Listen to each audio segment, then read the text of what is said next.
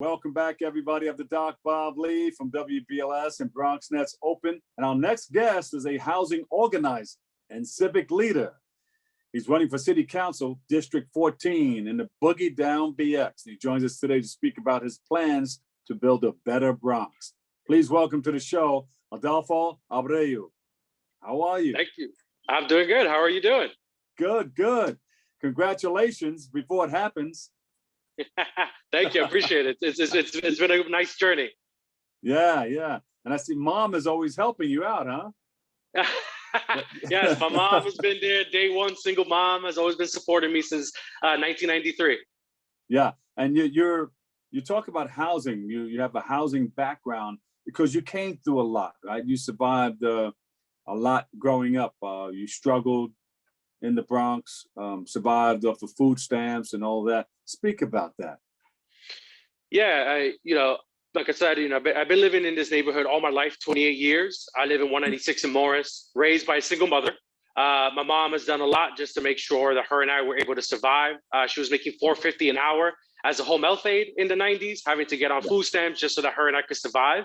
And by the time I was 13, we had moved to 4 different apartment buildings, all in the same neighborhood because of affordability issues. So when I'm talking about housing, it's important to me because I lived it. And also it's an important issue in this council district.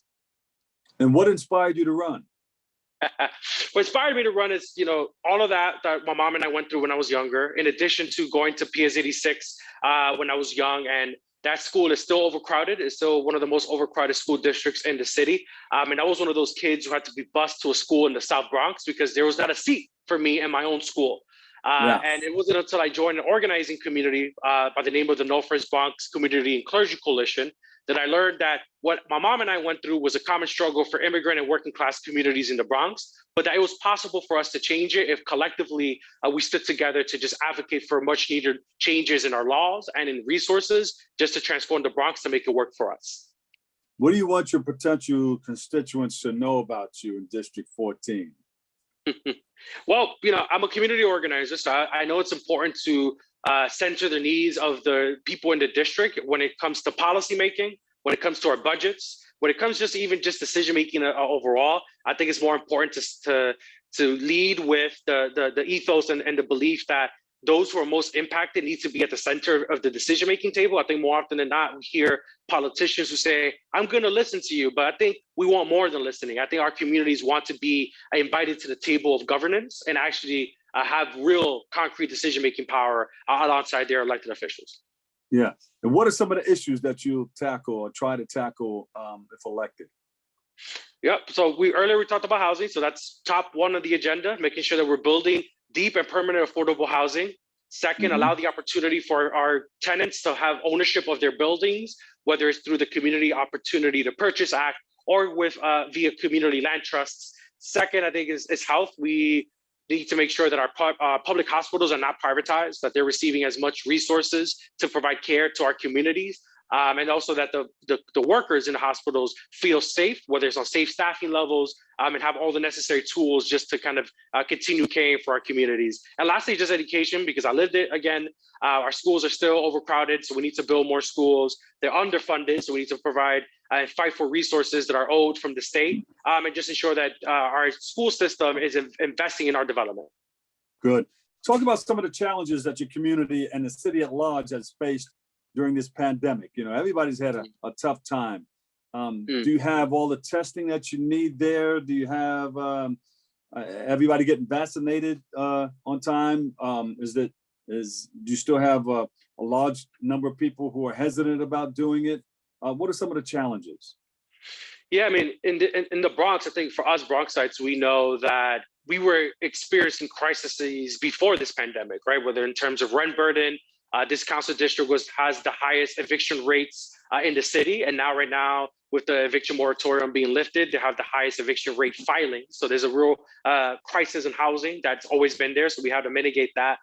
In terms of vaccine rollout, I think there's a lot of folks who might still not know that they can get tested at St. James Park.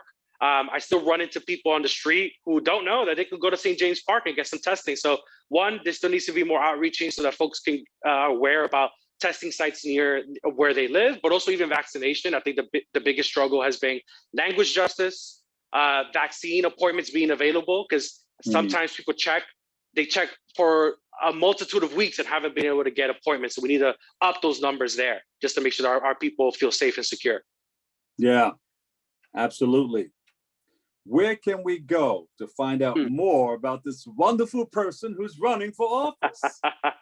Yeah, so you could, go to adolfo.nyc just to learn more about me and my platform. We have 6 different sections of our platform on housing, health, education, participatory democracy, economic development, and safety. And we made our platform in a very interactive manner because we really believe in co-governance and listening to our community. So folks can right now go to our platform, read what's there, and give us feedback. Let us know if you like what you see on the housing section, or if you think I missed the mark on something, let us know. I'm reading those comments because I think it's important to have this conversation now as we're going into office so that on day one, we already know what needs to get done, and we can resume those conversations that we had while we were campaigning. And you can follow us on Facebook and Twitter and everything else. There you go. Facebook and Twitter, where do we go? So Adolfo for Council. So that's how you'll be able to find us. Number 4, right? Yes, number 4. All right. Give a big virtual hug to Mom. Well, you give her a real one, okay? Because I heard Mom is helping you out a lot. She has. She's more excited. I've been telling her that she should run. She's been putting in. She's running with me. What kind of sneakers are you guys wearing? Ooh, I think she has some New Balances. I've been rocking dress shoes, but I've been putting orthopedic so that my feet don't kind of give out on me by the end of the campaign, because it's rough, being out there walking on this concrete, I hear you're pounding the pavement, man. And thank you for all that you're doing, and thank you for your service. Thank you. Lots of love to you guys. Well, thank you so much, Adolfo Abreu, running for city council. Good luck to you. God bless you. And we hope everything turns out okay for you. Unfortunately, that's all the time we have for today's show. I want to thank our guests for joining us, you, our viewers, for tuning in and checking it all out. You can keep following us on BronxNet TV for continued coverage.